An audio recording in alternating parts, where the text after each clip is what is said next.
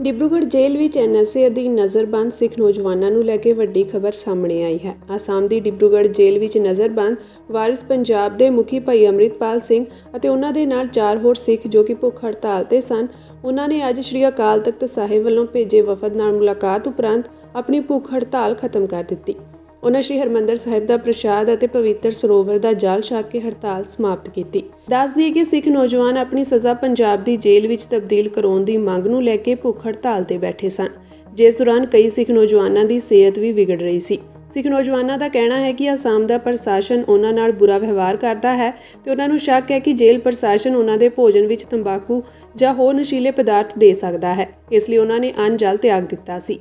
ਡਿਬਰੂਗੜ੍ਹ ਜੇਲ੍ਹ ਵਿੱਚ ਐਨਐਸਏ ਅਧੀਨ ਨਜ਼ਰਬੰਦ ਸਿੱਖ ਨੌਜਵਾਨਾਂ ਨੂੰ ਲੈ ਕੇ ਵੱਡੀ ਖਬਰ ਸਾਹਮਣੇ ਆਈ ਹੈ। ਆਸਾਮ ਦੀ ਡਿਬਰੂਗੜ੍ਹ ਜੇਲ੍ਹ ਵਿੱਚ ਨਜ਼ਰਬੰਦ ਵਾਰਿਸ ਪੰਜਾਬ ਦੇ ਮੁਖੀ ਭਾਈ ਅੰਮ੍ਰਿਤਪਾਲ ਸਿੰਘ ਅਤੇ ਉਹਨਾਂ ਦੇ ਨਾਲ 4 ਹੋਰ ਸਿੱਖ ਜੋ ਕਿ ਭੁੱਖ ਹੜਤਾਲ ਤੇ ਸਨ। ਉਹਨਾਂ ਨੇ ਅੱਜ ਸ਼੍ਰੀ ਅਕਾਲ ਤਖਤ ਸਾਹਿਬ ਵੱਲੋਂ ਭੇਜੇ ਵਫਦ ਨਾਲ ਮੁਲਾਕਾਤ ਉਪਰੰਤ ਆਪਣੀ ਭੁੱਖ ਹੜਤਾਲ ਖਤਮ ਕਰ ਦਿੱਤੀ। ਉਹਨਾਂ ਸ਼੍ਰੀ ਹਰਿਮੰਦਰ ਸਾਹਿਬ ਦਾ ਪ੍ਰਸ਼ਾਦ ਅਤੇ ਪਵਿੱਤਰ ਸਰੋਵਰ ਦਾ ਜਲ ਛਕ ਕੇ ਹੜਤਾਲ ਸਮਾਪਤ ਕੀਤੀ। ਦੱਸ ਦਈਏ ਕਿ ਸਿੱਖ ਨੌਜਵਾਨ ਆਪਣੀ ਸਜ਼ਾ ਪੰਜਾਬ ਦੀ ਜੇਲ੍ਹ ਵਿੱਚ ਤਬਦੀਲ ਕਰਾਉਣ ਦੀ ਮੰਗ ਨੂੰ ਲੈ ਕੇ ਭੁੱਖ ਹੜਤਾਲ ਤੇ ਬੈਠੇ ਸਨ, ਜਿਸ ਦੌਰਾਨ ਕਈ ਸਿੱਖ ਨੌਜਵਾਨਾਂ ਦੀ ਸਿਹਤ ਵੀ ਵਿਗੜ ਰਹੀ ਸੀ।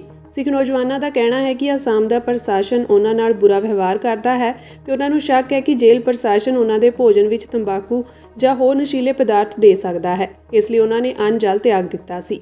ਡਿਬਰੂਗੜ੍ਹ ਜੇਲ੍ਹ ਵਿੱਚ ਐਨਐਸਏ ਅਧੀਨ ਨਜ਼ਰਬੰਦ ਸਿੱਖ ਨੌਜਵਾਨਾਂ ਨੂੰ ਲੈ ਕੇ ਵੱਡੀ ਖਬਰ ਸਾਹਮਣੇ ਆਈ ਹੈ। ਆਸਾਮ ਦੀ ਡਿਬਰੂਗੜ੍ਹ ਜੇਲ੍ਹ ਵਿੱਚ ਨਜ਼ਰਬੰਦ ਵਾਰਿਸ ਪੰਜਾਬ ਦੇ ਮੁਖੀ ਭਾਈ ਅੰਮ੍ਰਿਤਪਾਲ ਸਿੰਘ ਅਤੇ ਉਹਨਾਂ ਦੇ ਨਾਲ 4 ਹੋਰ ਸਿੱਖ ਜੋ ਕਿ ਭੁੱਖ ਹੜਤਾਲ ਤੇ ਸਨ।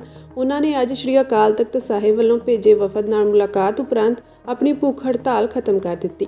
ਉਹਨਾਂ ਸ਼੍ਰੀ ਹਰਿਮੰਦਰ ਸਾਹਿਬ ਦਾ ਪ੍ਰਸ਼ਾਦ ਅਤੇ ਪਵਿੱਤਰ ਸਰੋਵਰ ਦਾ ਜਲ ਛਕ ਕੇ ਹੜਤਾਲ ਸਮਾਪਤ ਕੀਤੀ। ਦੱਸ ਦਈਏ ਕਿ ਸਿੱਖ ਨੌਜਵਾਨ ਆਪਣੀ ਸਜ਼ਾ ਪੰਜਾਬ ਦੀ ਜੇਲ੍ਹ ਵਿੱਚ ਤਬਦੀਲ ਕਰਾਉਣ ਦੀ ਮੰਗ ਨੂੰ ਲੈ ਕੇ ਭੁੱਖ ਹੜਤਾਲ ਤੇ ਬੈਠੇ ਸਨ, ਜਿਸ ਦੌਰਾਨ ਕਈ ਸਿੱਖ ਨੌਜਵਾਨਾਂ ਦੀ ਸਿਹਤ ਵੀ ਵਿਗੜ ਰਹੀ ਸੀ।